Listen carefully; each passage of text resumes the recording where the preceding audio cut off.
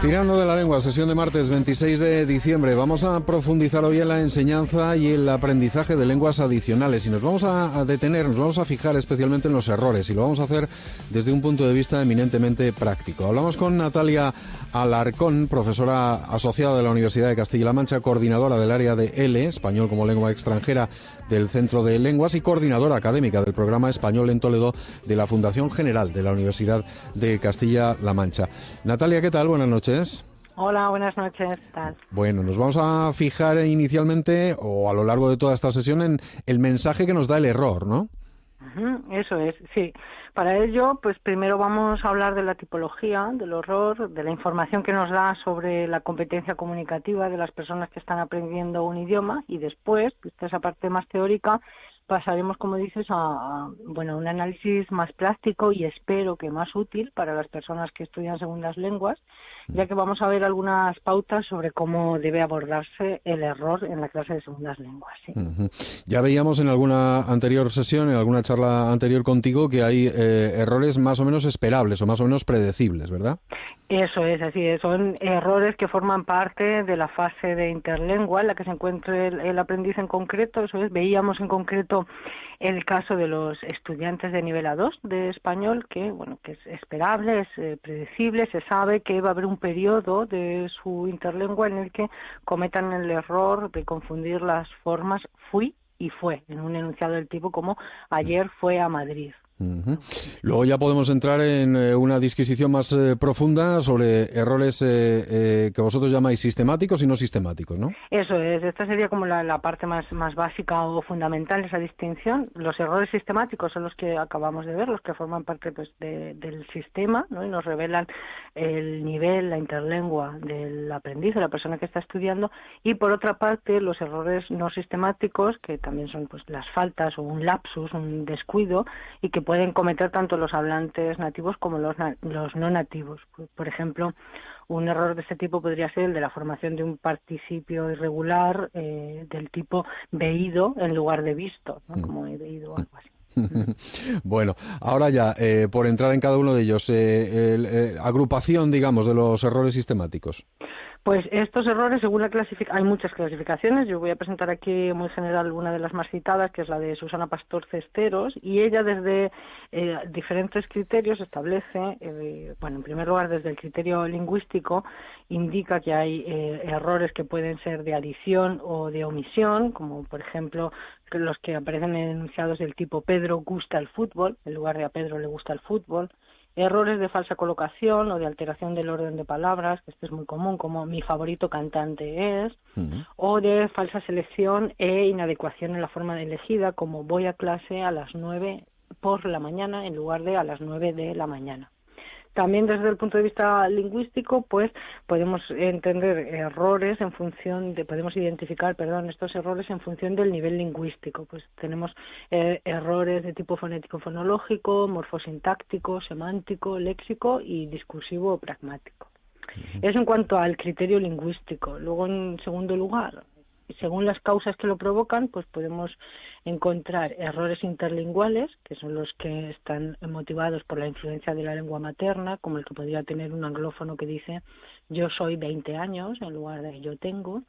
Y luego están los errores intralinguales, que son los que están generados por las particularidades de la lengua que se está aprendiendo, ¿no? Por ejemplo, en el caso del español, pues algo que suele traer de cabeza a los estudiantes es lo relacionado con el modo subjuntivo, ¿no? Donde es esperable errores del tipo no creo que voy al cine hoy en lugar de no creo que vaya. Luego tenemos también errores comunicativos, que son aquellos que, dentro de los errores comunicativos tenemos tres tipos: están los ambiguos, los irritantes y los estigmatizantes. Los errores ambiguos son los que interfieren directamente en la comunicación, en la comprensión del mensaje, como por ejemplo en el caso de los aprendices sinohablantes, los que hablan chino, hablantes de chino, pues ahí tienen una dificultad para distinguir los fonemas oclusivos sordos, P, T, K, de los sonoros, que son B, D, G. Entonces podemos encontrarnos con errores del tipo vivo en Palencia en lugar de vivo en Valencia, ¿no? Y eso es una confusión que puede generar una ambigüedad interesante, ¿verdad? Sí. Por otro lado, tenemos errores irritantes, que pueden causar cierta molestia, pero que no llegan a provocar la incomprensión. Que, bueno, en la línea del ejemplo anterior sería, por ejemplo, pronunciar Barcelona con P en lugar de con B, ¿no? Eso supone una molestia, pero no dificulta la comprensión. Y por último, en este grupo de los comunicativos están los errores estigmatizantes, que son los que están relacionados con el ámbito sociolingüístico y que en su mayoría están relacionados con el uso inadecuado del registro. En cuestión, bueno, pues hablar de usted con alguien, por ejemplo, con un compañero de clase joven, errores de este tipo. Y desde el punto de vista del enseñante, ¿cómo abordáis el error en estas clases de segundas lenguas?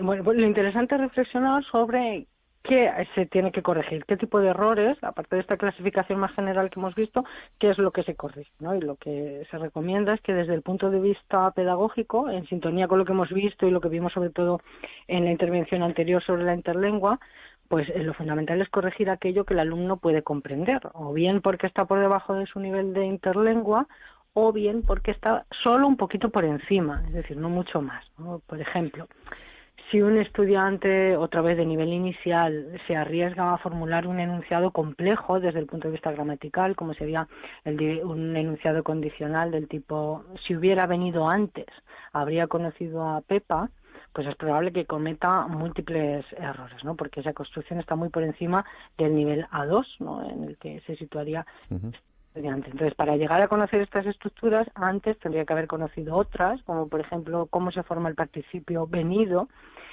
Y en ese caso, claro, lo que hay que preguntarse es qué hace el profesor y qué tiene que hacer, qué puede esperar el estudiante, ¿no? ¿Qué hacemos? ¿Corregimos ese tipo de error para el que la explicación que tendríamos que dar estaría por encima del nivel del estudiante?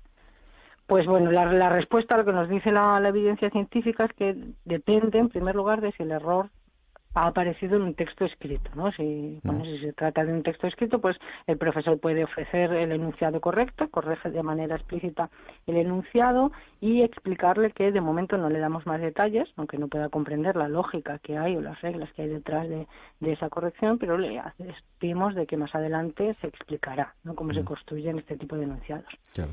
Y por otra parte, si aparece eso en un texto oral, pues podemos interrumpirlo y corregirlo, pero lo que parece es que ese tipo de corrección pues no va a servir para mucho, para que el estudiante se dé cuenta de que ha cometido un error o de que pueda corregirse. Qué complejidad, porque claro, entonces tenéis que discernir entre los errores escritos y los errores orales y darles tratamientos distintos. Eso es, el tratamiento pedagógico es diferente, aunque tiene una base común, las técnicas son diferentes. En ambos casos, bueno, voy a empezar por el tratamiento del error escrito. Distinguimos entre el método directo y el indirecto. En el método directo el profesor puede corregir explícitamente todos los errores que encuentre, ¿no? Y lo que nos dicen una vez más los datos es que este tipo de correcciones pues exigen muy poca exigencia cognitiva al alumno y por lo tanto pues no contribuyen demasiado a su aprendizaje a largo plazo. Otra técnica sería la de utilizar la metodología indirecta, que es aquella en la que el profesor no corrige directamente, sino que guía al estudiante para que sea él mismo el que detecte y analice sus errores. Y esto sí parece que es mucho más eficaz. Sí, pero también a lo mejor aparentemente más complicado, ¿no? Porque si uno se equivoca, ¿cómo va a saber corregirse si no es consciente de la equivocación, no? Eso es, sí, no es que se deje al estudiante solo ante sus errores o ante el texto, sino que el profesor tiene que guiar el proceso para que el estudiante perciba o se dé cuenta de ese error. Y desde luego, para que tenga éxito este tipo de tratamiento del error, pues es fundamental que previamente el profesor pues haya mostrado al estudiante un sistema de marcas que conozca, un sistema de marcas de correcciones básicas, como puede ser, por ejemplo, el de advertir al estudiante que cuando aparece una T debajo de un verbo significa que hay un error en la selección del tiempo verbal, ¿no? Con un código de este tipo, el estudiante se da cuenta de que hay un error, aunque tiene que hacer el esfuerzo todavía de identificar qué error es exactamente y así corregirse. Bueno, y en cuanto a los errores orales... Pues en cuanto a los errores orales, como decía, también tenemos, podemos intervenir de manera directa o indirecta, es decir, podemos corregir al estudiante o guiarlo, y dentro de la corrección directa podemos hacerlo de una manera explícita e implícita, ¿no? En las técnicas resolutivas explícitas, el profesor interrumpe al estudiante con el objetivo de garantizar que se dé cuenta del error. Y si te parece, Sí. vamos a leer Sí. un ejemplo. Si quieres, yo soy la estudiante y tú eres el profesor. Vale. Mi familia vive en Canadá y es... Canadá, el acento al final. Eso es, Canadá, sí. Mi familia vive en Canadá, ¿no? Entonces el estudiante detecta que ha sido corregido, detecta la forma correcta, que es la colocación del acento al final de la palabra, en ese Canadá, y inmediatamente en su intervención siguiente se autocorrige, ¿no? Esta técnica se emplea en errores que son muy frecuentes o sobre todo, como acabamos de ver en nuestro caso, en aquellos errores que están relacionados con la pronunciación. Y bueno, el problema que presenta es que suele resultar agresiva, un tanto agresiva tanto para los estudiantes como para los alumnos, ¿no? Porque consiste en interrumpir. Claro.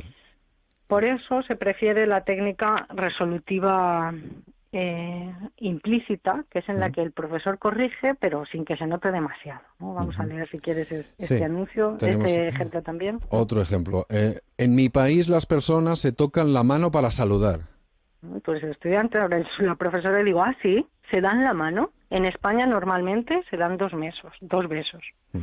Bueno, ¿qué ha pasado aquí? Pues ante el error tocar la mano, ¿no? Que leías tú como estudiante, decir tocar la mano en lugar de dar la mano, la profesora lo que hace es corregir de manera indirecta, ¿no? Con ese sí, se dan la mano. Y otra vez más, ¿qué nos dice los datos sobre este tipo de corrección? Pues que los profesores nos sentimos muy cómodos con esta técnica, ¿no? Porque es mucho menos invasiva, pero por otro lado pues no resulta muy eficaz porque muchos estudiantes no perciben que están siendo corregidos, ¿no? Por una parte el profesor es como, bueno, yo ya te lo he dicho, si te has dado cuenta bien, pero no parece que sea muy efectiva. ¿Cómo podemos solucionar esto? Pues igual que hemos visto con la expresión escrita, con un contrato pedagógico, es decir, avisando antes al estudiante de que se le va a corregir de esta manera. Bueno, estábamos viendo el método directo, claro, estabas hablando de sutileza, evidentemente, el método directo, y está también el método indirecto, con las técnicas autorreparadoras, ¿no? Eso es. Con esta manera de tratar el error, es el profesor, una vez más, como veíamos en la expresión escrita, invita al estudiante a corregir, es decir, no se le ofrece la forma correcta, sino que más o menos lo guía para que el estudiante detecte el error. Y tenemos tres técnicas principalmente, ¿no? La primera sería aquella en la que el profesor repite todas las palabras, haciendo énfasis en el error, y así el estudiante se da cuenta. Si quieres podemos leer este ejemplo también. Tú eres el estudiante, y yo soy la profesora. Y además alude a uno que citabas al principio. Ayer fue al cine y vi una comedia. ¿Fue al cine? Fui al cine. Eso es, ¿no? Eso es lo que se espera, ¿no? Y con este tipo de corrección sí que es muy evidente al marcarla con la voz, hacer énfasis, cuando la profesora hace énfasis en el error, el estudiante inmediatamente detecta y autocorrige, ¿no? Sin que se le haya corregido la forma correcta.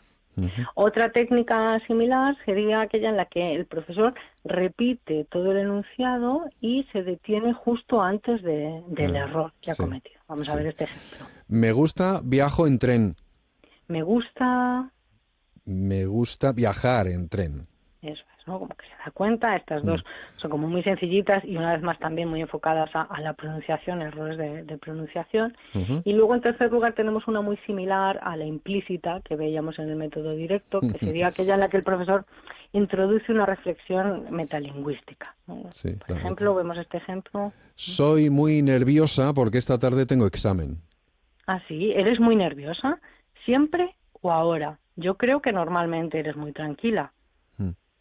Pues termina si quieres. Ahora, estoy muy nerviosa. Eso es, ¿qué ha pasado aquí, ¿no? Ahora, porque el profesor, es como con cierta sutileza, introduce la teoría básica sobre los usos de ser y estar, ¿no? Que el estudiante va a reconocer, ¿no? Porque lo ha estudiado antes, pues que ser se emplea generalmente para expresar aquello que es permanente o habitual, como podría ser el carácter. Soy nerviosa siempre, normalmente es mi carácter.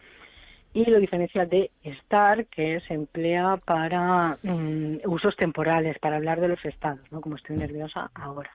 Bueno, y una última cuestión, Natalia, claro, que quizás es la pregunta más compleja. ¿Hay técnicas más efectivas que otras o depende del profesor, del alumno, del momento, del error? ¿Todo depende de un montón de factores? Eso es, pues como hemos visto en casi todo lo que está relacionado con la enseñanza de segundas lenguas, pues depende de muchos factores. En este caso también depende del momento en el que se emprende, depende de la fase de aprendizaje en la que se sitúe el estudiante y, por supuesto, como decías, depende del error. No hemos visto que en varios ejemplos, pues las técnicas más efectivas para corregir errores de pronunciación, pues están relacionadas con el método directo. Pero bueno, en realidad lo que sabemos hasta ahora es que esas técnicas no resolutivas, es decir, que el profesor nos diga que hay un error, pero que sea el estudiante el que lo identifique, pues parece que es lo más eficaz, ¿no? Es lo que tiene mayor saliència. Uh-huh. Pues me ha encantado ponerme en el pellejo del estudiante, aunque eso ya lo he sido, pero también en el del profesor, para saber cómo a veces tenéis que vosotros abordar este tipo de problemas en las aulas. Es francamente interesante y cómo hay diferentes maneras de abordarlos. Me ha encantado la sesión de hoy. Natalia Alarcón, profesora de la Universidad de Castilla-La Mancha y coordinadora del área de español como lengua extranjera. Gracias por acompañarnos un martes más en este Tirando de la Lengua. Un abrazo y buena noche. Gracias, a ti, un placer. Hasta luego.